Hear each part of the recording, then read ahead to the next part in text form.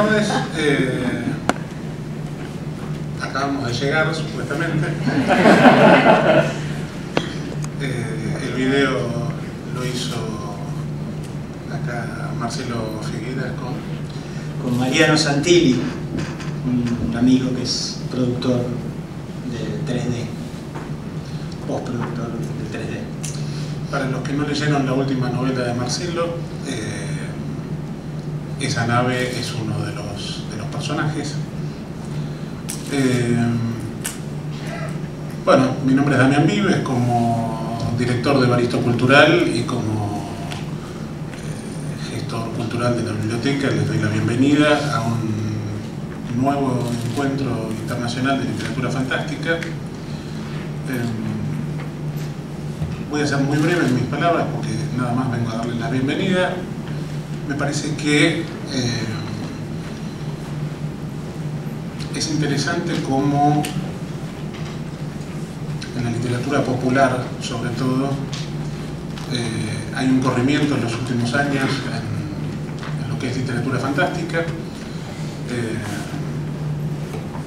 como gente como Marcelo, con su novela El Rey de los Espinos. Siempre me confundo el rey y el señor. El señor es de los anillos, no de los espinos. Esa era la intención.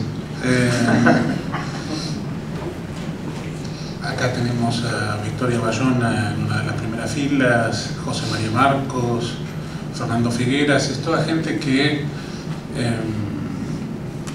está trabajando el género desde un lugar más popular,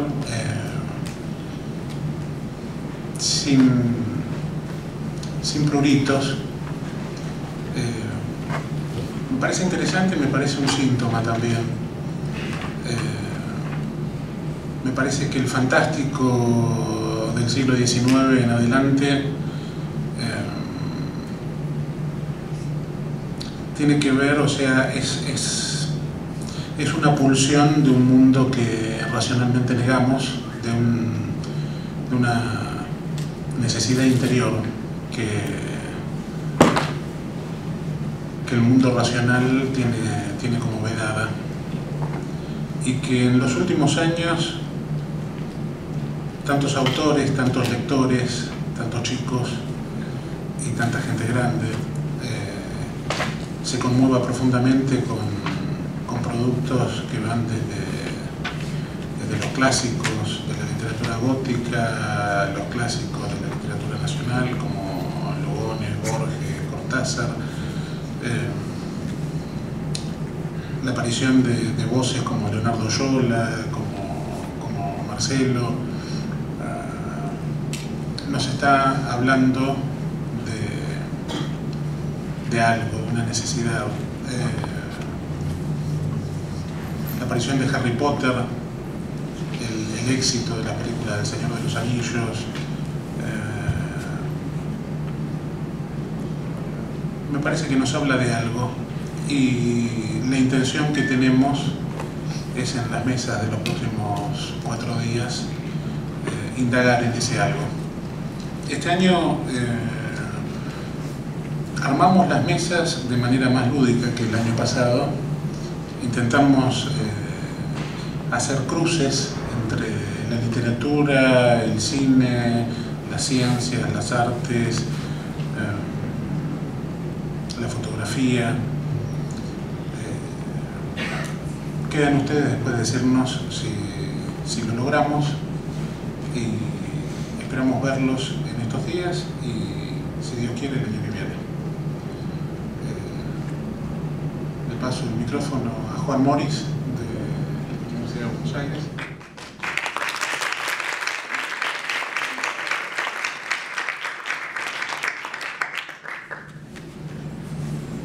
Hola, bueno, buenas noches. Ya fui presentado, voy a tratar de ser aún más breve.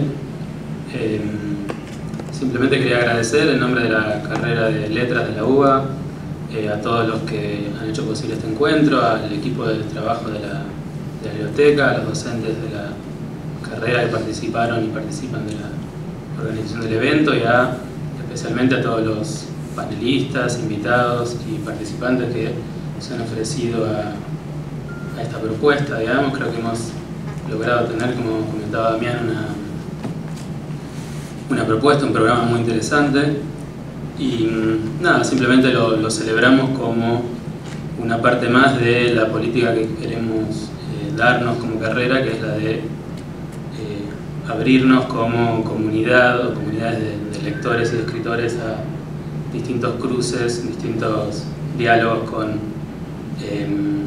otras comunidades que atraviesan a veces los mismos textos que nosotros de otras maneras, y poder seguir mestizando lecturas y escrituras. Simplemente eso. Gracias por venir. Después del tedio de las presentaciones, Marcelo. Bueno, gracias a todos por venir, gracias a la gente de Baristo, de la biblioteca, de la carrera. La verdad que es un honor, por un lado, y una enorme responsabilidad formar parte de la apertura de este encuentro. Muy generosamente Damián planteó que yo hablase de esta novela que él mencionaba, El Rey de los Espinos, que tiene directamente que ver con el género fantástico, pero a mí la verdad que me dio un poco de pudor hablar tan solo de mi novela, sobre todo siendo la primera charla del encuentro, así que aunque él no me lo pidió, me sentí en la responsabilidad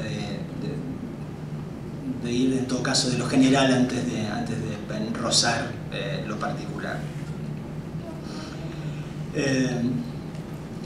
Hace una semana una amiga me contó lo siguiente. Ocurrió el día que fue a colaborar con una actividad en el espacio Memoria y Derechos Humanos donde antes funcionaba la ESMA. Al caer la noche, los empleados del lugar empezaron a guardar sus cosas y comentaron que convenía estar afuera antes de las 9, porque a esa hora salían todos. Nadie dio explicaciones, pero a mi amiga le quedó claro que cuando decían todos no se referían al resto de los empleados. Más bien hablaban, con total naturalidad, de los espectros que frecuentaban el lugar. Mi amiga es escritora y sospecho me contó esto porque piensa utilizarlo en su próxima novela, que será, me lo confesó, una de terror. Y yo se los cuento a ustedes porque creo que ese futuro libro, como otros pocos que florecieron y están floreciendo en este tiempo, representan un signo de salud o un síntoma, como decía Damián.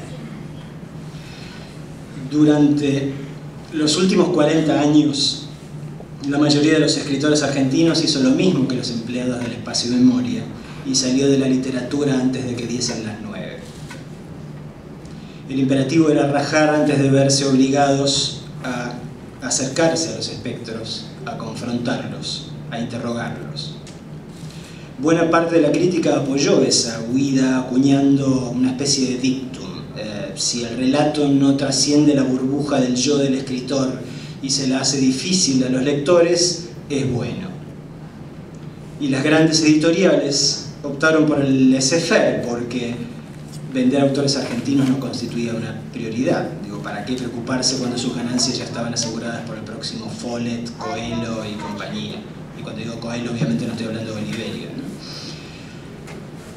¿no? La única comunidad de escritores que por comunión telepática básicamente coincidió en la voluntad de frecuentar a los espectros fue aquella que parecía la peor equipada para la tarea. Hablo de los narradores que amamos los géneros y en particular de los que disfrutamos del ejercicio libre pero disciplinado de la imaginación que propone lo fantástico. Cualquiera que en el futuro se pregunte qué clase de lugar fue Argentina, qué ocurrió en nuestro tiempo y qué cosas nos obsesionaban, lo entenderá mejor si lee a Liliana Bodoc, a Mariana Enríquez, a Samantha Schweblin, que si opta por la mayoría de los nombres que circulan por aulas y suplementos. Con esto propongo una primera hipótesis de trabajo. No existe literatura que le tema menos a la realidad que la fantástica. Los escritores que trabajamos lo fantástico sabemos que sin una línea directa con las ansiedades y los temores del presente, el relato no va a resonar más allá de los confines del libro. Lo que le confiere su poder a narraciones como Game of Thrones o Cementerio de Animales o Watchmen, y menciono Watchmen porque a pesar de ser formalmente un guionista, Alan Moore forma parte de mi top 10 de escritores favoritos a secas. No son ni los dragones, ni la magia, ni los superhéroes lo que importa, lo esencial, sino la forma en que esos espejitos de colores nos ayudan a superar el miedo de contemplar el abismo. ¿Cómo entender, si no el éxito de tanto nuevo relato distópico, sino desde la conciencia de que estamos todos, espectros incluidos, en peligro por culpa de fuerzas políticas que explotan la ignorancia y el terror? Y por supuesto no me estoy refiriendo tan solo a cosas como ISIS, sino básicamente al Partido Republicano de los Estados Unidos y a fenómenos como el de Marine Le Pen en Francia. Segunda hipótesis. La literatura fantástica no teme lidiar con los monstruos más tremendos porque nunca olvida que la esencia del contrato tácito entre el lector y el escritor es el juego. Para decirlo de otro modo, aun cuando te enfrenta a tu miedo más profundo, a la crueldad de este mundo o a la novedad de una civilización que se me ocurrió inventar, sé que ni por un momento tengo derecho a aburrir ni a colocarme por encima del lector. Como todo arte en su mejor expresión, la literatura fantástica emplea la simbología que tiene a mano y, de ser posible, la reinventa en el camino para divertirte mientras te enfrenta a alguno de los dilemas de la condición humana. Y uso la palabra divertir con total deliberación. Para mucha gente puede ser un concepto liviano, casi indecente, pero yo lo creo apropiado porque implica llevarte al punto donde quiero llevarte, pero por otros caminos alternativos. Para ponerlo en los términos de uno de los, para mi juicio, mejores narradores de literatura fantástica de la Argentina, que, como en el caso de Alan Moore, no es lo que se dice un escritor convencional. De todas las literaturas, la fantástica es la que más y mejor juega a aquello que el indio Solari llama el principio ordenador del placer. Tercera hipótesis. A diferencia de otras literaturas, la fantástica busca producir otras experiencias además de la estética. Como propone siempre el horizonte novedoso de un mundo que no es exactamente este. No se limita a enunciarlo, a definirlo, sino que además sugiere al lector qué se siente al visitarlo. En consecuencia, estimula la gimnasia de ponerse otra piel, de abandonar la comodidad de casa, de aventurarse a conocer nuevas tierras, nuevos seres, nuevos pensamientos. En un mundo que torna cada vez más difícil tener experiencias reales, ¿cuántas de nuestras experiencias cotidianas son básicamente virtuales? Esta literatura es de las pocas que alienta al lector a correr el riesgo de vivir de verdad. Cuarta y por hoy última hipótesis. La literatura fantástica fue ninguneada acá porque se plantea la pregunta por el cambio, aun cuando a veces dé respuestas negras o grises, cuando los poderes establecidos preferían, más bien, que asumiésemos nuestra derrota y que nos resignásemos a no preguntar más. Hagan la prueba. Escriban un libro realista y deprimente que plantee que no hay forma de cambiarnos y mejorarnos a nosotros mismos, y es muy probable que sean llamados artistas.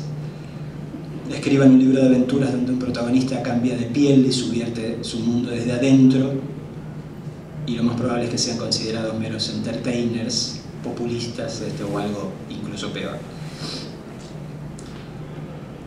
De los subgéneros del fantástico, aquel que abraza más claramente la pregunta por el cambio es el épico. El esquema madre es siempre inequívoco. Hay alguien cuya identidad está en cuestión, puesta en cuestión, hay un viaje, este puede ser mental también, y hay una transformación que deriva de la travesía que no necesariamente será la que se deseaba al comienzo.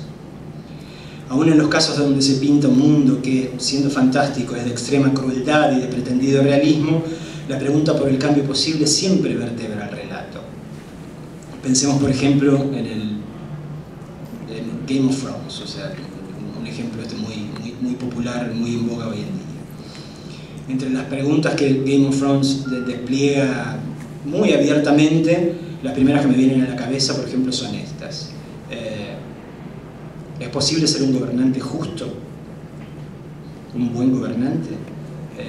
¿Es posible obtener justicia sobre esta tierra? ¿Es posible entenderse con aquel que parece ser diferente? ¿Es posible elevarse por encima de las propias limitaciones para encarnar una versión más elevada, mejor de uno mismo? Aunque el mundo entero esté en contra, el género épico encarna la porfía. Todos dicen que no se puede, pero yo quiero probar suerte igual. Si la épica fue en buena medida desterrada de la Argentina reciente, con la mencionada excepción de Liliana Bodoc y la saga de los confines y algún escaso libro más, se debe a que, después de la pregunta por el cambio posible, no queda más remedio que plantearse la cuestión del héroe.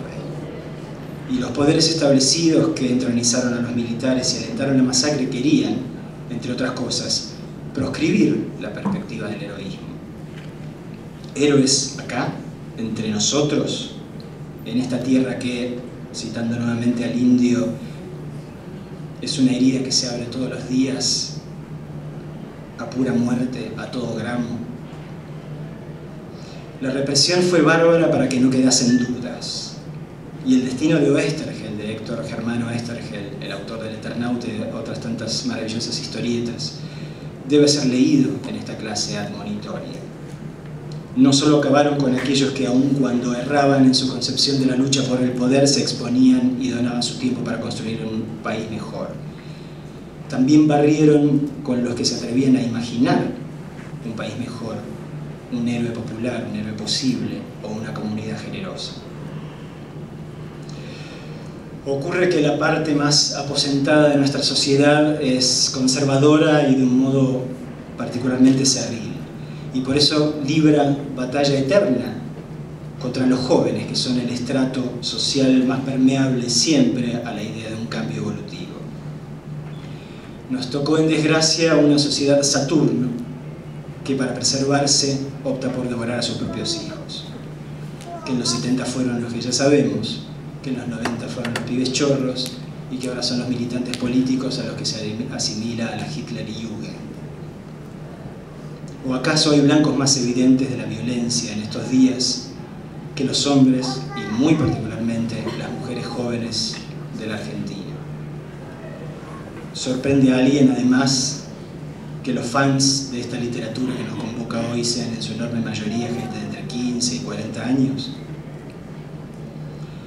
Por estas y otras razones, obviamente, escribí esta novela que se publicó a fines del año pasado, que se llama El Rey de los Espinos. Mi intención era, además de divertirme, obviamente, y de procurar una experiencia igualmente placentera al lector potencial, levantar la bandera de la épica aquí desde nuestro país y repensar la cuestión del héroe. Para eso imaginé una Argentina del año 2019, que era un año así de resonancia muy simbólica, porque es como el año de Los Ángeles de Blade Runner, aquello parecía un futuro tan lejano y hoy está tan al alcance de las yemas de los dedos. ¿Cómo sería, digo, esta Argentina de 2019 en el caso hipotético de que una derecha descarada llegara al poder por el voto de la mayoría? Y ahí no fue un gran esfuerzo de imaginación de mi parte. El relato, la novela se abre, se divierte, visitando otros tiempos y lugares también, como el medioevo o la China en la época de la Segunda Guerra del Opio, e incluso mete la nariz en otros universos.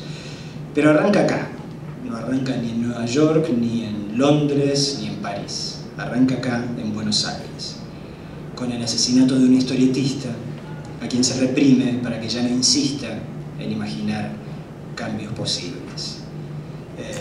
Yo le voy a pedir al señor que está allá atrás ahora que muestre el tráiler de la novela como para entrar en clima, esto que es una especie de falso documental.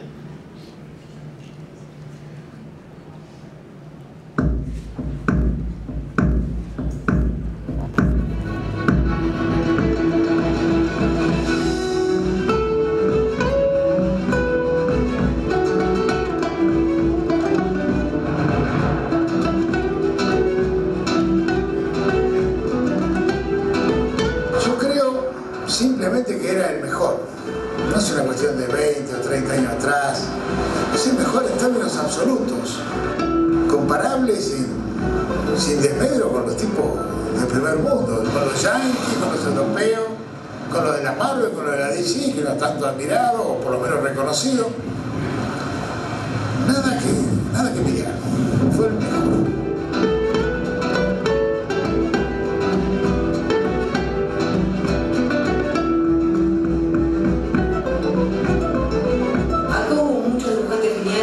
Muchos guionistas geniales, pero que hicieran las dos cosas, solamente él, creo. Bueno, y Hugo Pratt, el autor de Código Marqués, pero Hugo Pratt es italiano.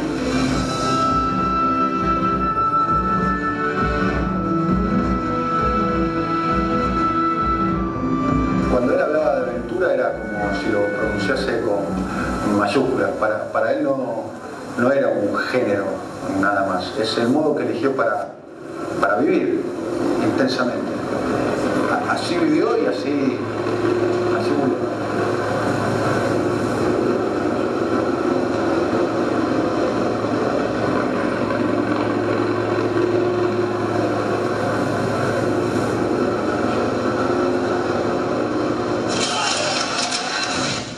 Sé que la cosa está complicada en todas partes y particularmente acá. Pero eso no lo justifica. Nadie merece morir así, baleado en la calle, como un perro. Yo creo que es hora de decir basta. Algo tiene que pasar.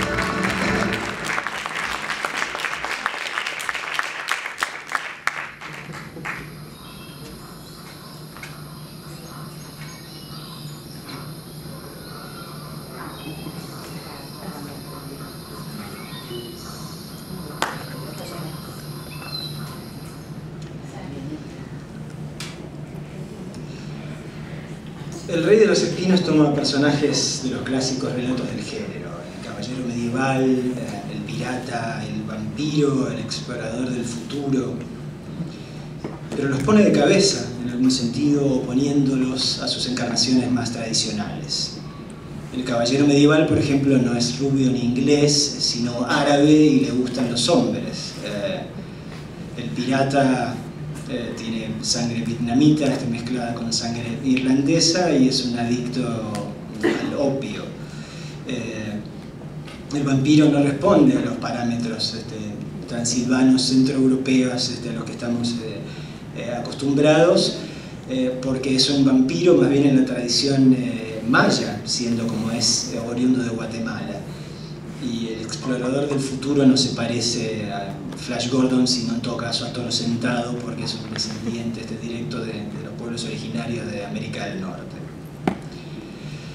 La novela los suelta, los arroja más bien en nuestro mundo, donde no pueden menos que sentirse como peces fuera del agua.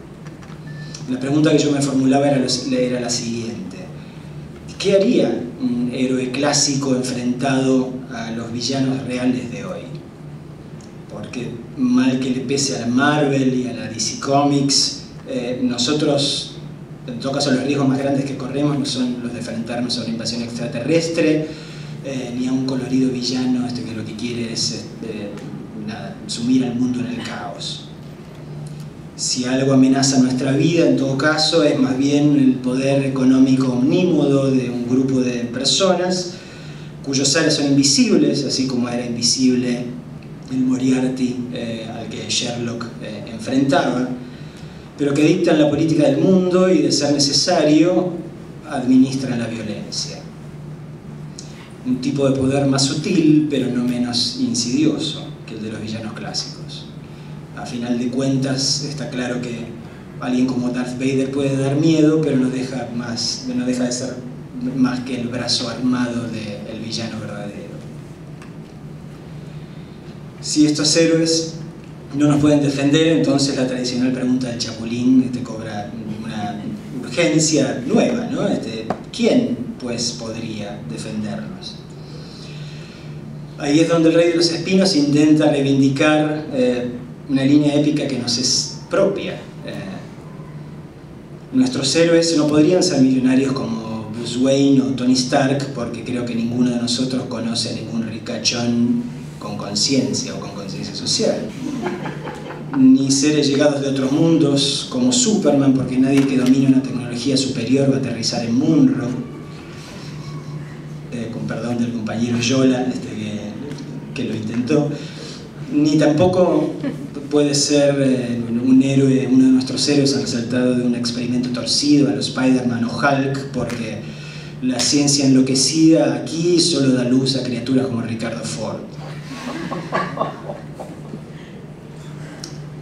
Nuestra épica, creo yo en todo caso, es más bien la de los héroes anónimos y renuentes, gente común que se ve empujada a ponerse a la altura de los hechos, lo que va de Fierro y Cruz al Juan Salvo del Eternauta.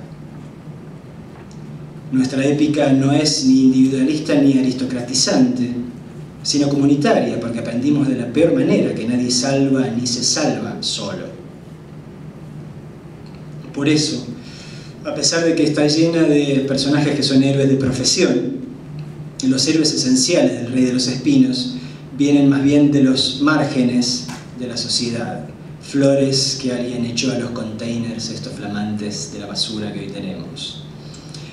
Milo y sus amigos encuentran natural poner el pecho porque, siendo jóvenes y pobres en este país, están acostumbrados a arriesgar el cuero a diario. Espinos es el modo que yo encontré de decir: aquí también podemos hacerlo. Y más todavía, debemos hacerlo. Porque aunque disfrutemos de relatos que nos llegan de lejos, necesitamos historias que canalicen nuestra sensibilidad, nuestra experiencia, nuestra forma de entender el mundo. A mí Tolkien me encanta, pero hay cuestiones sobre mi circunstancia vital sobre las cuales El Señor de los Anillos no ofrece pista ninguna. Nuestra realidad ha sido y sigue siendo tan demencial que solo podemos metabolizarla mediante una literatura fantástica propia. Una de las escenas que más quiero, El Rey de los Espinos, pone elementos originales de otras eras y de otros lugares, cascos vikingos, sables, arpones balleneros, a disposición de esta murga de los renegados que componen mis héroes, los héroes de la novela. Estoy hablando de villeros con espadas, estoy hablando de bolivianos pobres con Winchesters, estoy hablando de paraguayos indocumentados armados con picas. Me gusta esta escena porque creo que expresa algo que para mí es esencial como lector, como escritor, pero también como latinoamericano. Yo creo que es lícito, es parte de las reglas del juego, de lo que las reglas del juego nos permiten, que tomemos elementos de todos los lados que queramos en tanto nos sirvan. Pero ojo, si no nos quedamos en la ESMA después de las 9, vamos a estar fritos, porque nunca se gana la batalla que no se da. Muchas gracias.